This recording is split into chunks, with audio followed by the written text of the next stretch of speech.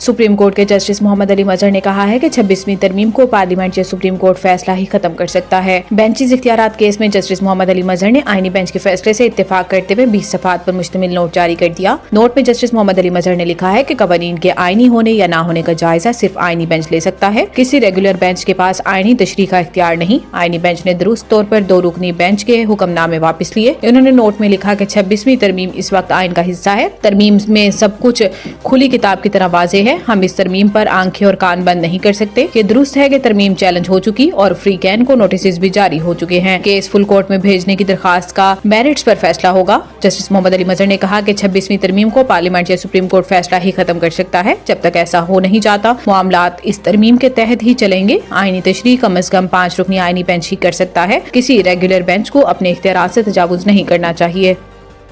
पाकिस्तान में anti corruption के इदारों की मजबूत बनाने और गवर्नेंस में इस्लाहात के लिए आलमी मालियाती फंड IMF का वफ्द पाकिस्तान पहुंच गया। जराये का कहना है कि IMF का वफ्द 14 फरवरी को पाकिस्तान में कयाम करेगा। जराये के मुताबिक एंटी करप्शन और एंटी मनी लॉन्ड्रिंग इकदामात $7 अरब के बेल आउट पैकेज का हिस्सा है। वफ्द नैब अदलिया समेत मुख्तलिफ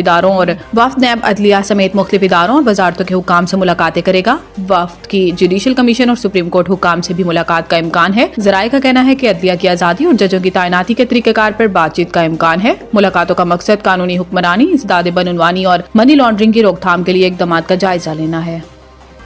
नायब वज़ीर आज़म इसहाक डार से ईरान के वज़ीर ख़ारजा सईद अब्बास इराक़ची ने टेलीफोन राब्ता किया, जिसमें फ्री कैन ने गजा में फ़लस्तीनियों की मुसलसल हालत ज़ार पर तबादला ख्याल किया। तर्जुमान दफ्तर ख़ारजा शफ़क़त अली खान के मुताबिक दोनों वज़रा ने मशरिक़ वस्ता की सूरत हाल पर ख़ुसूसी तवज्जो मरकूज़ भी की। गजा के लोगों को बेघर करने की तजवीज़ पर तबसरा करते हुए नायब वज़ीर आज़म ने इस इंतहाई परेशान कुन गैर मुनसिफाना करार दिया। तर्जुमान के मुताबिक इन्होंने जोर दिया है कि फ़लस्तीनी सरजमीन फ़लस्तीनी अवाम की है। अक़वाम मुत्तहिदा सलामती कौंसिल करारदादों के मुताबिक 2 रियासती हल ही वाहिद काबिल अमल और मुनसिफाना ऑप्शन है। नायब वज़ीर आज़म ने मजीद कहा कि पाकिस्तान 1967 से पहले की सरहदों पर मबनी एक खुद मुख्तार और मुत्तसिल फ़लस्तीनी रियासत के क़याम की हिमायत जारी रखेगा। एक ऐसी फ़लस्तीनी रियासत जिसका दारुल हुकूमत अल-क़ुद्स शरीफ है। वज़ीर दिफा ख्वाजा आसिफ ने कहा है कि ताकतवर बहरिया समुद्री तिजारत के तहफ़्फ़ुज़ की ज़ामिन है। पाक बहरिया की अमन मशकों के तीसरे रोज़ कराची में महफूज समंदर खुशहाल मुस्तक़बिल के उन्वान से पहले अमन डायलॉग की इफ्तिताही तकरीब मुनक़िद हुई, जिसमें अमन डायलॉग में शरीक ममालिक की बहरी अफ़वाज के चीफ ऑफ नेवल स्टाफ और दीगर ओहदेदारान शरीक हुए, जबकि वज़ीर दिफा ख्वाजा आसिफ तकरीब के मेहमान ख़ुसूसी थे। अमन डायलॉग की इफ्तिताही तकरीब से खिताब करते हुए वज़ीर दिफा ख्वाजा आसिफ का कहना था कि दुनिया बड़ी मुआशी तब्दीलियों से गुजर रही है। तिजारती टैरिफ एक बड़ा चैलेंज बनकर सामने आया है। ये हमारा इज्तमाई फर्ज है कि समंदरी तिजारत के तहफ़्फ़ुज़ के लिए मुश्तरका कोशिशें करें।